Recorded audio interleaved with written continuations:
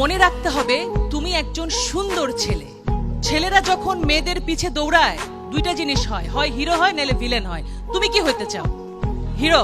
Villain হতে চাইলে কি হবে জানো? পিছে পিছে দৌড়াবা, ওই যে পুলিশ এএসপি সে ধরে নিয়ে আবার একটু পেদানি দিবে, মেয়েকেও পাবা না, মাইরও খাবা। ভাই ভালোই তো বাসছিলে, তুই কি দোষ করলা, তাই না? তার মানে দোষটা কোথায়? The way. তুমি রাস্তায় দাঁড়িয়ে শীষ বাজাবা কেন?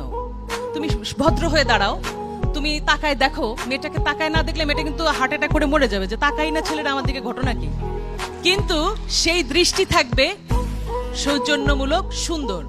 সুতরাং ছেলে এবং মেয়ে মিলে সুন্দর পৃথিবী গড়তে হলে তোমাদের জানতে হবে ছেলে অনেক ভালো, মেয়েরা অনেক ভালো।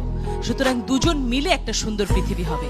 নিজের শরীরকে যত্ন নিতে হবে দুটি কারণে: নিজে সুস্থ হয়ে গড়ে ওঠা, নিজের যত্ন নেবে, তাহলে কি হবে, অনাগত যে বাচ্চাটা আসবে সেটাকে মনে রাখতে হবে একটা মেয়ের পেটে একটা বাচ্চা মানে সে মেয়েটি মা হচ্ছে আর ছেলেটি বাবা হচ্ছে আর তাদের বাবা মারা নানি দাদি হচ্ছে। এটাই স্টোরি না, আসল গল্প হচ্ছে সেই শিশুটি বাংলাদেশের নাগরিক হয়ে জন্মাচ্ছে। আমার প্রশ্ন, কোন ছেলেটি একটা মেয়ের ওন্না ধরে টান দেয়? সে কি কোনো মায়ের পেট থেকে আসেনি? তাহলে কেমন মা তার? তাকে শিক্ষা দিতে পারেনি?